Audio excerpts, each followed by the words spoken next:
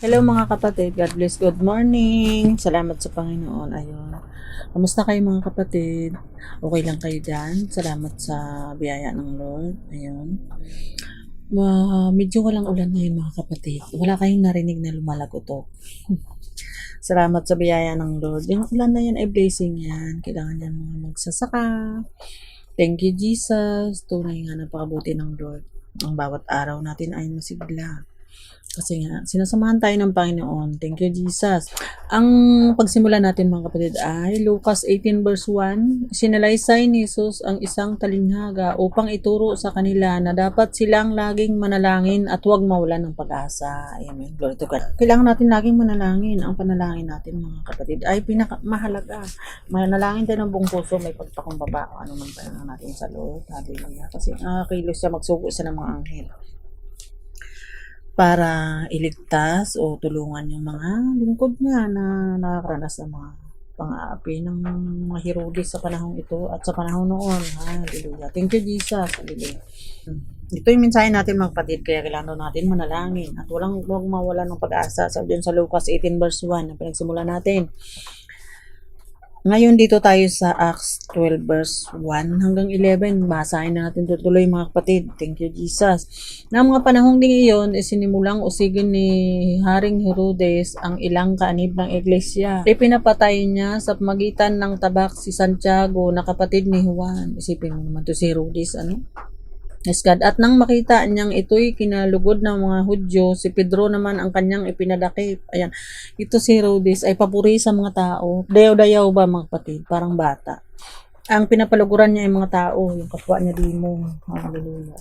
Kaya yung malingkod ng Diyos, ipinapatay niya. Nangyari ito noong pesta ng tinapay na walang pampaalsa. Nakalagay dito mga kapatid. Nung naipapatay niya si Juan, nalugod yung mga tao. Abay, pinadakip naman niya si Pedro. Tingnan to si Herodes. Ano? Hanggang ngayon, may mga Herodes mga kapatid. Hindi man niya madakip yung sisiraan ka ng kung ano-ano. Pagdakip kay Pedro, siya'y kinulong at pinabantayan sa apat na pangkat ng tig-apat. O ilan lahat yun mga kapatid? Apat na pangkat ng tig-apat. Ilan lahat yung mga kapatid, bilangin nyo at isagot nyo dun sa comment. Praise God. Nakawal. Ang balak ni Herodes ay iharap siya sa bayan pagkatapos ng Pasko. Ayan, iharap niya kasi gusto din nga niya patayin si Pedro. Targa to si Herodes. Ano? Gapadayaw-dayaw sa mga tao. Hari siya ng sablay. Verse 5, kaya't na natiling nakabilanggo si Pedro, subalit ang iglesia ay taimtim na nalangin sa Diyos para sa kanya. Amen. Kaya mahalaga talaga mga kapatid, kung panalangin, kailangan panalangin natin ating sambayan, ang ating iglesia, ang ating kababayan, ang buong digdig. Pray the nation nga sabi. Hallelujah. Thank you Lord. Sa buhay ng mga taong ito, mga lingkod ng Lord. Thank you Lord. Hallelujah. Natiling nakabilanggo si Pedro, subalit ang iglesia ay taimtim na nalangin sa Diyos para sa kanya. Hallelujah. Ayun, kaya yung panalangin natin, habang tayo nalangin, kumikilos ang Lord, nagsusugo sa ng anghel. Diba sabi nga doon sa Hebreo 1:14, ano yung mga anghel kung ganun? So, sila mga naglingkod sa Diyos na sinusugo niya upang tumulong sa mga maliligtas, sa mga ililigtas. O kaya na. Ayun, thank you Lord sa mga anghel na sinugo ng Panginoon. Amen. Glory to God. Taimtim na nalangin ang buong iglesia. Praise God. Thank you, Jesus. Verse 6. Tuloy-tuloy natin mga kapatid hanggang 11 ito. Nang gabi, bago iharap ni Herodes si Pedro sa bayan, natutulog ito sa pagitan ng dalawang kawal. Nakagapos siya ng dalawang tanikala. Isipin mo yun. At may mga bantay pa kaharap ng pinto at bilangguan. Thank you Lord sa buhay na ito ni Pedro na may natutunan tayo. Verse 7, walang ano-ano'y lumitaw ang isang anghel. Isipin mo yun. Apat na pangkat na tig-apat. Ilan lahat yun? 60? Ano-ano'y lumitaw sa isang anghel ng Panginoon at nagliwanag sa silid piitan. Tinapik nito si Pedro sa tagiliran at ginising. Dali, bumangon ka, sabi ng anghel. Nakalag ang mga tanikala sa mga kamay ni Pedro. Praise God. Yun mga tanikala natin, spiritual ng tanikala. Nakagapos tayo sa panghusgat ng hato nating kapwa. Nakalag na yun. Thank you Lord. Hallelujah.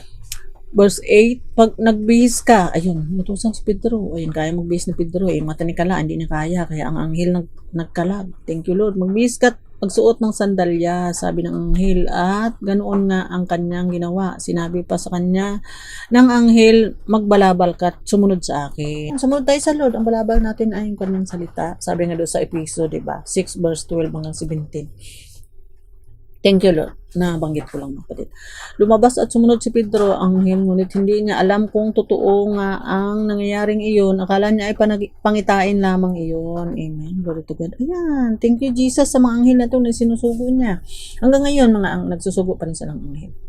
Thank you, Lord. Minsan may mga anghel galing sa hell, kaya kailangan natin mag-ingat, mga kapatid. Nakalampas siya sa una at pangalawang bantay at nakarating sa pintuang bakal na labasan papunta sa lungsod. Ito'y kusang bumukas at sila'y lumabas. Pagkaraan nila sa isang kalye, bigla siyang iniwan ng anghel. Tinutulungan tayo ng Lord sa magitan pagsugo ng mga anghel. Yung mga anghel na yan ay susugo niya para magligtas at magparusa din sa mga magawa ng sama sa atin. Kaya salamat sa Panginoon. Itong pinag-aralan natin. Hindi basta kung ano lang. May natutunan tayo. At pinapatatag din tayo nito, mga kapatid. Kaya salamat sa Panginoon. Amen. Glory to God. Thank you, Jesus. Ayan, hindi nga alam ni Pedro na anghel pala yung kasama niya. Akala niya ay siya na naginip lang. Hallelujah. Thank you, Lord. Dahil sa panalangin ng buong iglesia. Praise God. Kaya minsan nga naisip ko bakit si Juan ay yung si Santiago ay napuputan, hindi siya napanalangin o ano man. Siguro yun talaga ang takdang katapusan ng buhay niya. Wala tayong alam, kundi ang Panginoon lang nakakaalam. Praise God. Thank you, Jesus. Hallelujah. Verse 11, noon natauhan si Pedro, kaya't sinabi niya, ngayon ko natiyak, natutuo pala ang lahat. Isinugo ng Panginoon ang kanyang anghel at iniligtas ako sa kamay ni Herodes at sa inasahan ng mga Hudyo na mangyari sa akin. Kasi gusto nga nila papugutan din ito sa Pablo doon sa mga Hudyo. Hanggang ngayon, mga kapatid, napakadaming Hudyo. Diyos ko po, Panginoon ko. Minsan nga, sarili mo mga sambahay mong Hudyohin ka, pinaaral mo, o kaya yung meron mga depende kasi sa tao, mga kapatid. May pagka-Herodes, may pagka-Herodias. Kaya lahat ng ito may matutunan tayo. Hanggang kung hindi sila ang pinag-usapan, tayo nga kung may pagka-Herodes tayo, eh tayo yung mag-isip-isip. At baka tayo masapok ng anghel na isusugo ni Yahweh. Praise God. Ayan, kape ako, mga kapatid. Kape-kape. Thank you, Lord. Ayun, mga kapatid, hindi ka na alam ni Pedro dahil sa panalangin ng buong iglesia. Kaya mahalaga ang panalangin, mga kapatid, at huwag daw nalang pag-asa ayon sa ating pinagsimulan. Lucas 18 verse 1. Thank you. At wala tayong ibang panlaban kundi malalangin at humingi ng habag sa Panginoon. Thank you, Lord. Pag tayo mura pa ng mura at sisihin pa natin ang Diyos, edi malamang isusubo niya ang hill from hell. Kaya kailangan nating makinig at may kababaang loob at umasa sa Panginoon. Amen. Huwag tayong maging Hudyo na ito, natuwang-tuwa pagka napahamak ang kapwa. Hanggang ngayon, mga kapatid, napakaraming Hudyo sa panahon ito. Ayun, hindi alam ni Pedro na anghel yung kasama niya. Akala niya ipangitain o panaginip lang. Hallelujah. Ayun. 13 hanggang 15, mga kapatid.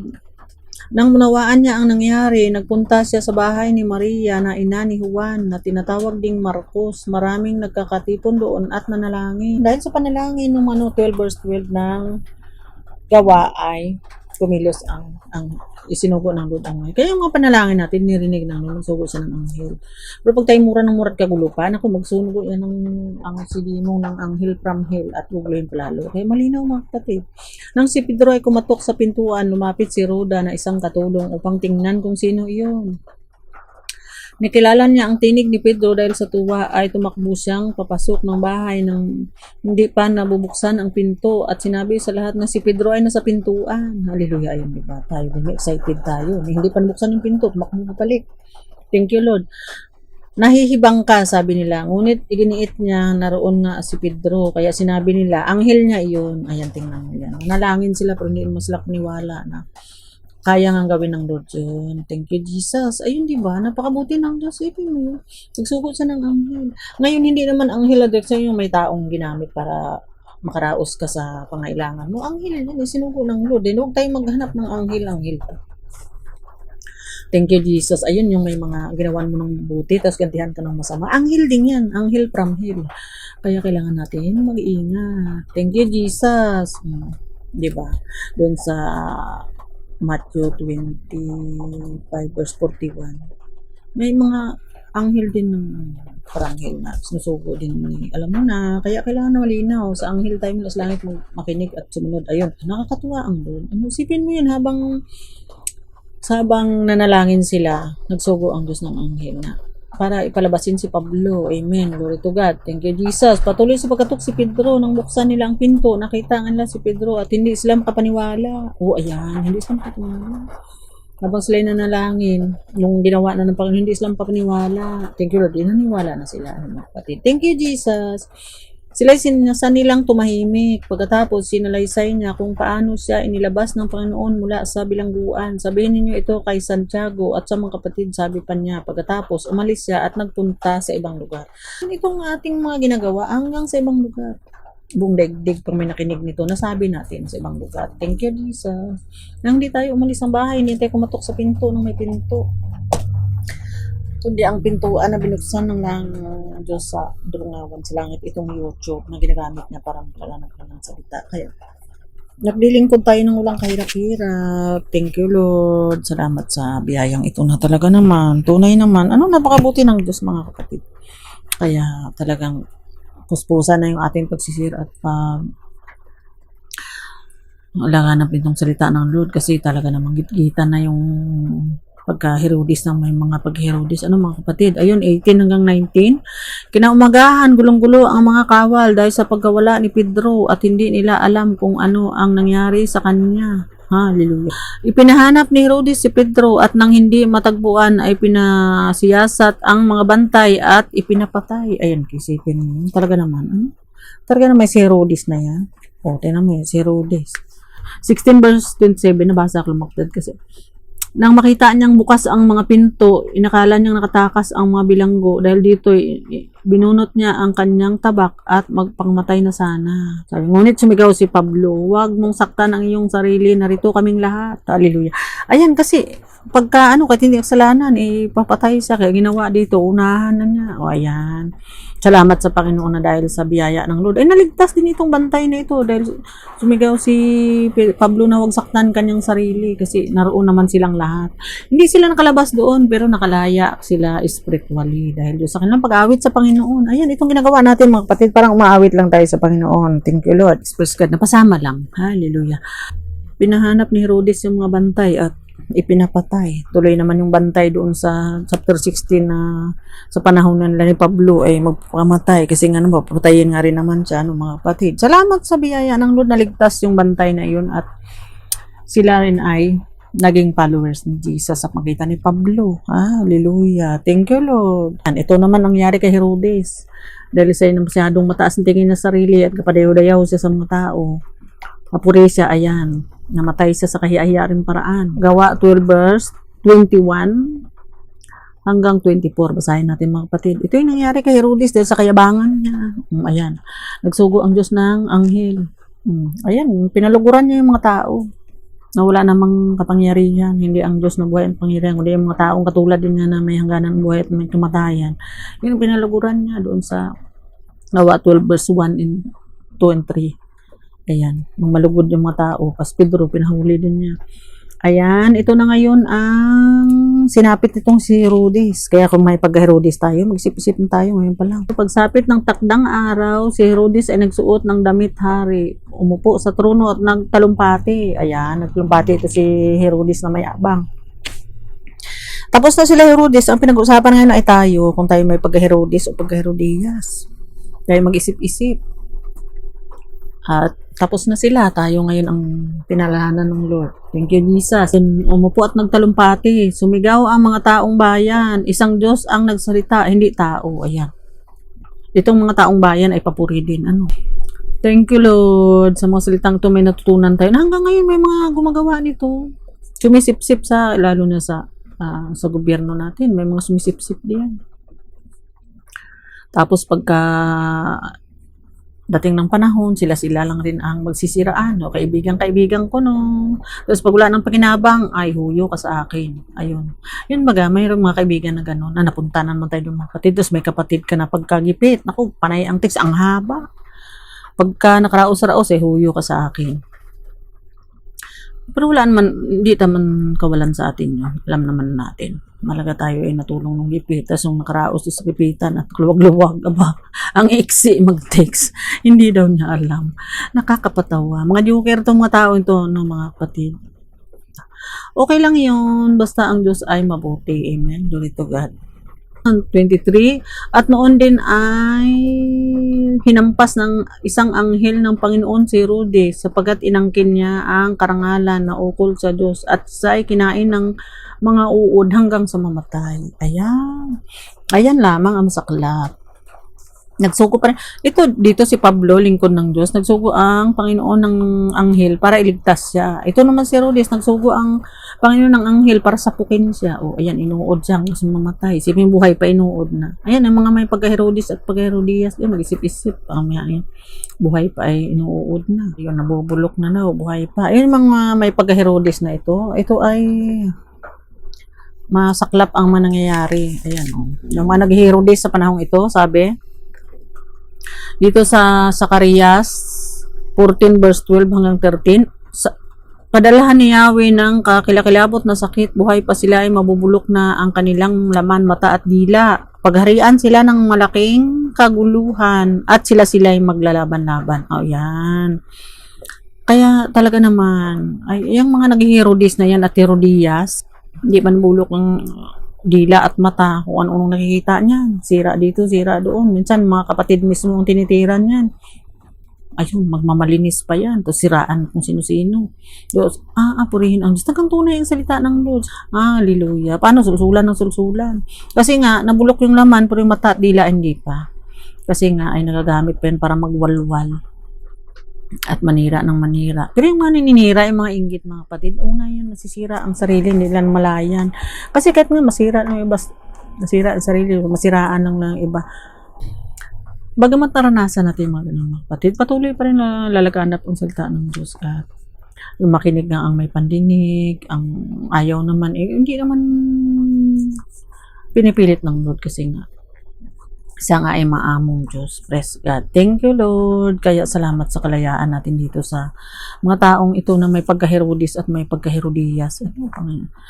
Ang panlaban natin ay prayer, manalangin ng manalangin. At samantalang patuloy na lumaganap ang salita ng Lord. Sabi doon sa Gawa 12 verse 24. Ito si Herodes na napakayabang. Ayun, hinampas ng anghel ng Panginoon.